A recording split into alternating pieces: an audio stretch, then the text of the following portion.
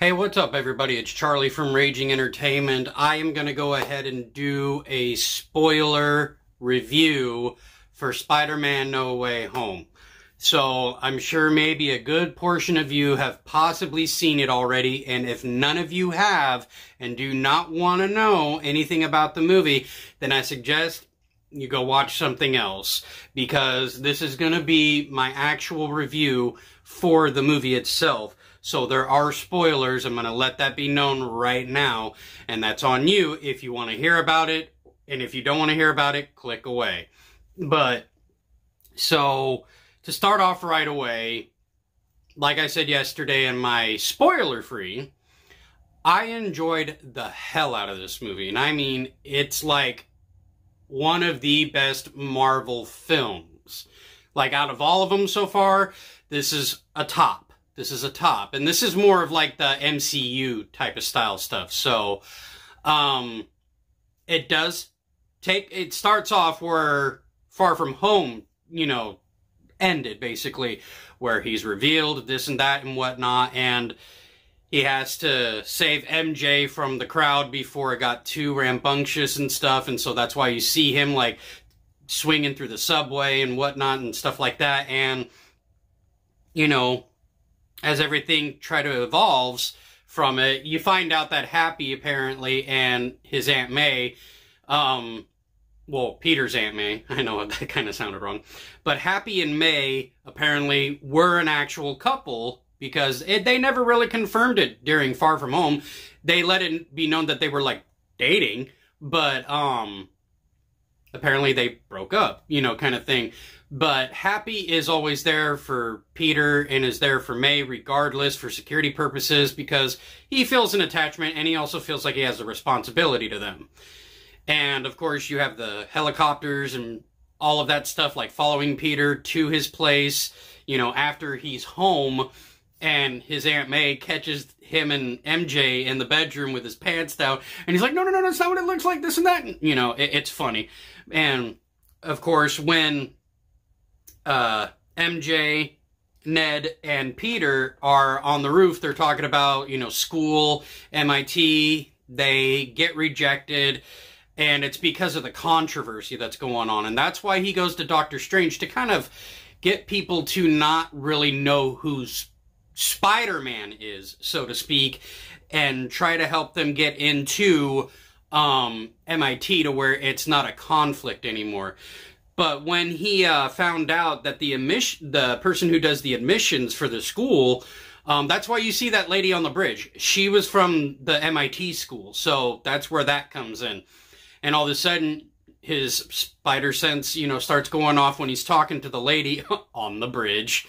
And, of course, saves her life, this and that, and tells Peter that she's going to definitely tell the board to reconsider their decision, because Spider-Man, Peter Parker, saved her life. And, because that's where you see Otto Octavius, and then you got the Green Goblin. And it's funny, because when the Green Goblin comes in, then it kind of cuts to that prison that they're all in, basically. And then, of course, after that, he sees that, the lizard guy is in there. I can't even remember if they just call him Lizard Man, or something like that. I don't remember, honestly.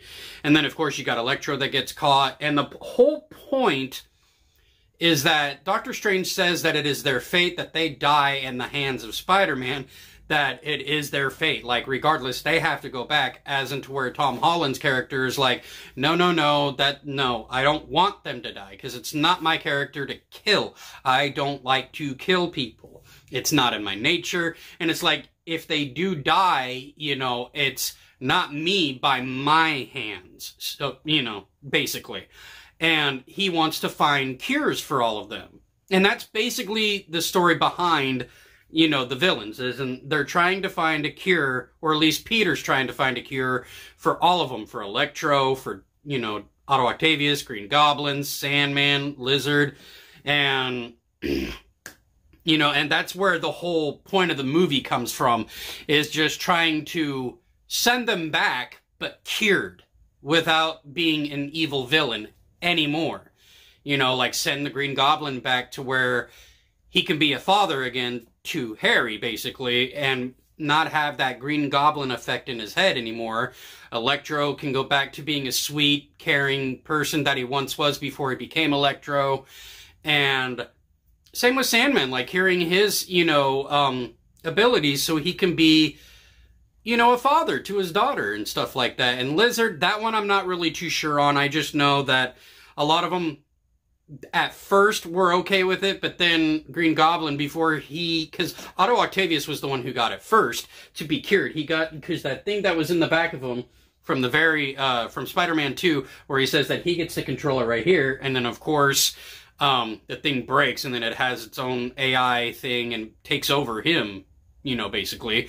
And Peter and oh my god, Norman Osborn. I almost forgot the first name.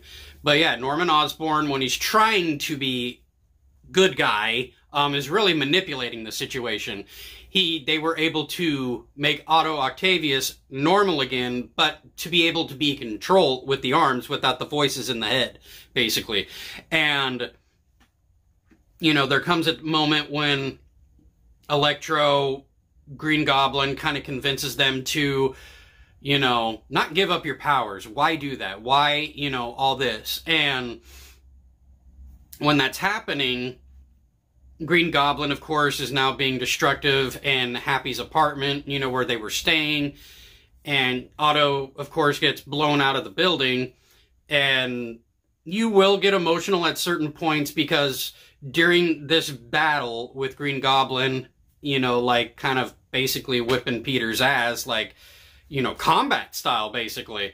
There was a clip at one point with trailer-wise where you see him like on his glider in a building and you see him throw the bomb and he tries to stop it or whatever, but it blows him and Aunt May.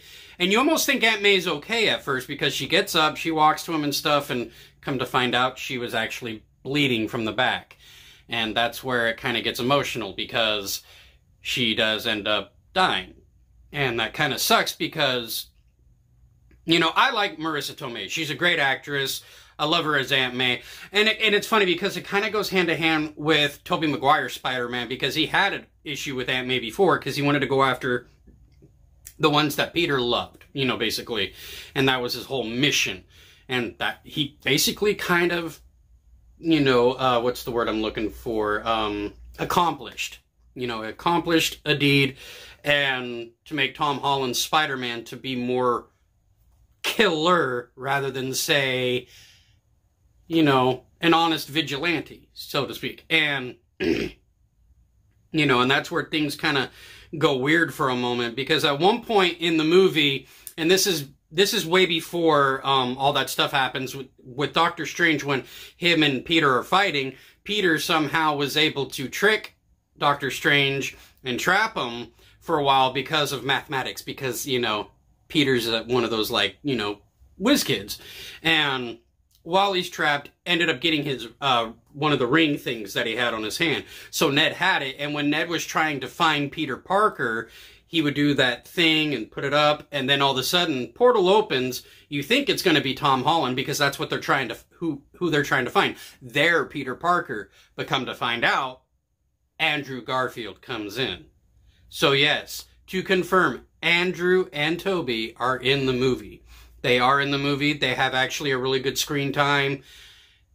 It gets emotional, in certain areas, because when they finally meet Tom Holland's Spider-Man, Tom Holland's Spider-Man is telling them that you guys don't know what I feel like. And then Andrew talks about Gwen Stacy, and then Tobey talks about his Uncle Ben, stuff like that, to where everybody has their own personal, issue, I guess you could say. And that's when they team up. That's when they try to go at it with everybody. And, of course, everybody does get cured. And there is one turn, because there was one point where Peter and Goblin were fighting. And I mean, like, combat. And it's Tom Holland's, Peter Parker, where he was going to stab or crush Norman Osborn with his glider. And Tobey comes in to stop him, to remind him, this is not you. And when he put it down, of course, Norman's still the Green Goblin. Norman stabs him. And that caught me off guard. I was like, no! You know, and it was emotional, I'm not gonna lie, because Tobey was the one who got me into Spider-Man to begin with, you know, basically. I've always been a fan of Spider-Man in general, from the cartoons, the comics, and stuff like that. But when Tobey did, you know, his, you know, Spider-Man movies, I enjoyed Tobey very much. Andrew, he's a good Spider-Man too. And I have to say that when it kind of sums up everything into this movie, that they all work well together. They had a great chemistry, it looked like, on set. And I'm glad that I watched it. I'm glad that I was able to, you know, see it before, like, everybody started spoiling it and stuff like that. But like I said in the beginning of the video, that it's spoiler alert. So, and then, of course, you got to stay for the post-credits scene and the after-credits scene. The post-credits scene is actually, guess who? Tom Hardy / Venom. And Tom Hardy is talking to a bartender from where they left off on Let There Be Carnage with that, you know, credit scene. And all of a sudden, you know, because when Doctor Strange basically was putting everything back to normal, instead of people forgetting who Spider-Man is, it's everybody forgets who Peter Parker is. That's including Happy, anybody who knew him personally. You know, sometimes they'll probably get that, like, do I know you? Like, you look familiar, deja vu kind of stuff, that it comes in. It's where you can tell. But, all around great movie. But with the Venom part that I'm trying to get at is that when he was able to make that spell happen, Tom Hardy went back to his universe, but Venom the symbiote stayed behind. Which kind of leaves it off to the whole Spider-Man getting the symbiote and turning into that Venom, so to speak, to where you get the white chest of Spider, you know, in a sense. White chest of Spider. The white spider on his chest. There we go. Said that wrong. But anyway, and then you got to stay after the credits because it's a clip / trailer to Doctor Strange 2, Multiverse of Madness. Now, that one I won't give away, only because that one is where... that one you need to see in general, and I will not give anything away on that. At least, not until, like, the official trailer itself is online and everybody can actually watch it without needing to go to see No Way Home. But that's just my thoughts on this movie. That's my spoiler review for the movie. Loved it very much. It was very impactful. A lot of action. Good comedy. Good drama. It balanced itself out perfectly. And watching Andrew, Tobey, and Tom together was awesome. And I mean awesome. Because their timing, their chemistry with everybody, I mean with themselves and stuff, just worked perfectly. But yeah. That kind of just sums it all up for me, and of course, just let me know down in the comments if you guys have seen it. You know, and I warned you at the beginning of the video, you know, that I was going to let this be a spoiler, you know, review. But other than that, you guys have a good day, stay safe, be sure to leave a like, subscribe, turn on bell notifications. If you want to support my channel in any way, that's one way of doing it, or you can donate to my PayPal or my Amazon wish list if you want to. Doesn't seem like anybody's really doing that, and that's okay. That's okay. I'm not going to make it a big deal or anything like that. It's just, I'm not going to be able to do, like, say, unboxings or anything like that. That's just a random. It hasn't happened yet, so, but if anybody wants to, it's down there. And you guys, yeah, take care, stay safe, stay tuned.